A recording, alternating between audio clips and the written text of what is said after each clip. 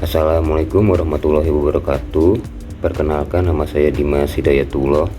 Di sini saya akan menjawab pertanyaan yang telah diberikan yang terdiri dari 4 pertanyaan.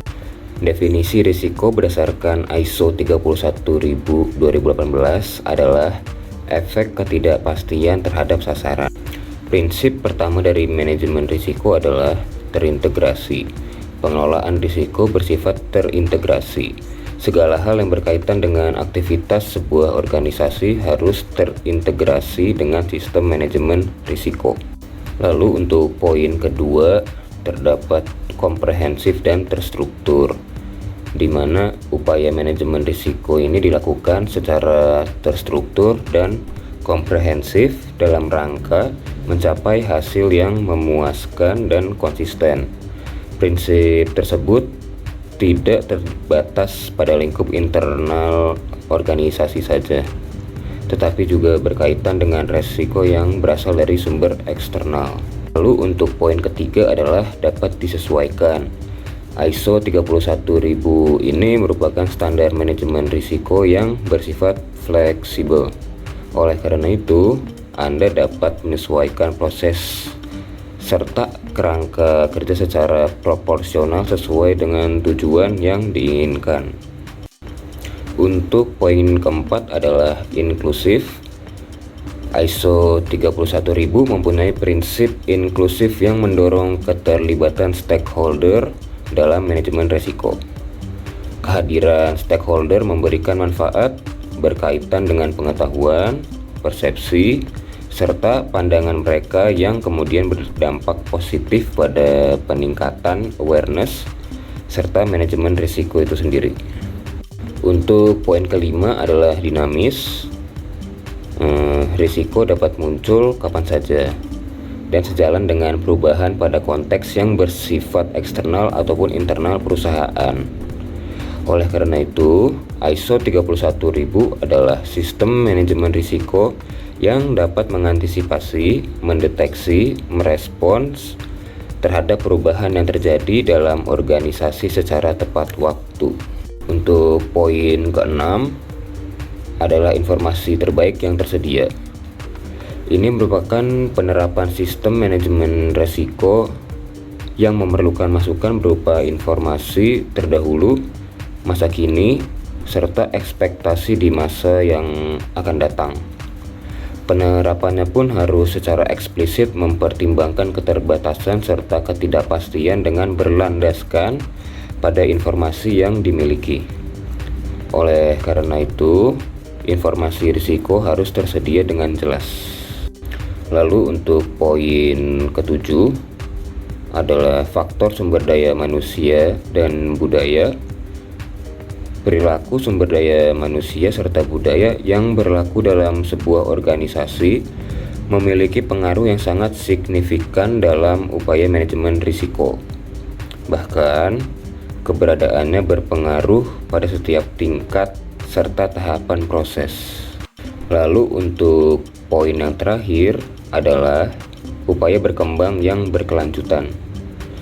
Prinsip yang terakhir adalah adanya upaya untuk terus melakukan pengembangan pada sistem manajemen risiko. Peningkatan tersebut sifatnya berkelanjutan dengan berdasarkan pada pengalaman serta proses pembelajaran. Kerangka kerja pertama dari manajemen risiko adalah kepemimpinan dan komitmen. Kepemimpinan dan komitmen merupakan elemen inti dalam kerangka kerja ISO 31000 tahun 2018. Di sini, kepemimpinan merupakan kemampuan yang dimiliki oleh seseorang dalam upaya mempengaruhi orang lain dengan berlandaskan pada tujuan organisasi. Sementara itu, komitmen adalah bentuk kewajiban dari seseorang dalam sebuah organisasi. Untuk kerangka kerja kedua adalah integrasi. Integrasi merupakan komponen dalam kerangka kerja manajemen risiko yang menjadi landasan nyata bahwa pelaksanaan pengelolaan risiko harus dalam kesatuan yang utuh. Oleh karena itu, penerapannya tidak bisa dipisahkan dari tata kelola, tujuan, kepemimpinan, dan komitmen, sasaran, strategi, serta operasional organisasi. Untuk kerangka kerja yang ketiga merupakan desain. Desain adalah proses perancangan dalam manajemen risiko, yang di dalamnya terdapat beberapa aspek, yang diantaranya adalah pemahaman organisasi serta konteksnya, lalu penekanan komitmen manajemen risiko dari para pemimpin, lalu pembagian peran, tanggung jawab, kewenangan, serta akuntabilitas, lalu alokasi sumber daya, dan yang terakhir adalah komunikasi dan konsultasi. Untuk proses keempat adalah implementasi. Tahap ini bisa kita lakukan setelah proses perancangan selesai. Proses implementasi harus kita laksanakan dengan benar sesuai dengan desain yang telah dirancang. Dengan begitu, manajemen risiko dapat berjalan dengan baik dan terintegrasi dalam setiap aktivitas kerja organisasi. Untuk kerangka kerja yang kelima adalah evaluasi. Desain kerangka kerja yang sudah dibuat sebelumnya belum tentu itu sempurna. Oleh karena itu, ISO 31000 tahun 2018 menempatkan adanya komponen evaluasi. Proses evaluasi ini berguna dalam menilai tingkat keberhasilan suatu program yang telah dilakukan selaras dengan tujuan yang telah ditetapkan atau tidak. Lalu untuk komponen terakhir adalah perbaikan, yaitu perbaikan yang sifatnya berkelanjutan. Keberadaan komponen ini penting untuk memastikan bahwa kerangka kerja dapat diadaptasikan dengan lingkungan kerja dalam sebuah organisasi. Proses manajemen risiko adalah suatu proses yang bersifat berkesinambungan, sistematik, logik, dan terukur yang digunakan untuk mengelola risiko. Proses manajemen risiko meliputi penerapan kebijakan, prosedur, dan praktek untuk melaksanakan penetapan konteks, identifikasi risiko, analisis risiko, evaluasi risiko, pengendalian risiko, dan mitigasi risiko.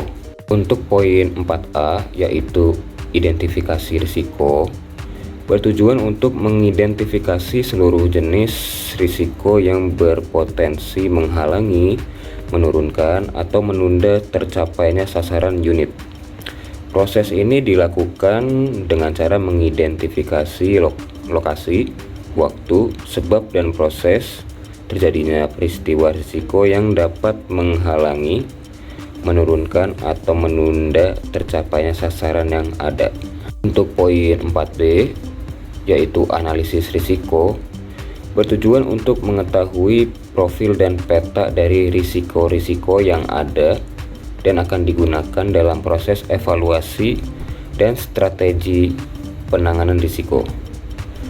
Proses analisis risiko dilakukan dengan cara mencermati sumber risiko dan tingkat pengendalian yang ada, serta dilanjutkan dengan menilai risiko dari sisi konsekuensi dan kemungkinan akan terjadinya hal tersebut. Untuk poin 4C, yaitu evaluasi risiko, bertujuan untuk menetapkan prioritas risiko yang telah diidentifikasi dan dianalisis. Evaluasi risiko dilakukan agar para pengambil keputusan bisa mempertimbangkan perlu tidaknya dilakukan penanganan risiko lebih lanjut serta prioritas penanganannya. Untuk poin 4D, yaitu penanganan risiko, bertujuan untuk menentukan jenis penanganan yang efektif dan efisien untuk suatu risiko. Penanganan risiko dilakukan dengan mengidentifikasi berbagai opsi penanganan risiko yang tersedia dan memutuskan opsi penanganan risiko yang terbaik untuk dilanjutkan dengan pengembangan rencana mitigasi risiko. Dan untuk poin terakhir, poin 4E, yaitu mitigasi risiko, ditujukan untuk terutama mendeteksi dan mengantisipasi adanya perubahan dalam hal konteks organisasi, profil risiko, level setiap risiko, dan efektivitas mitigasi risiko.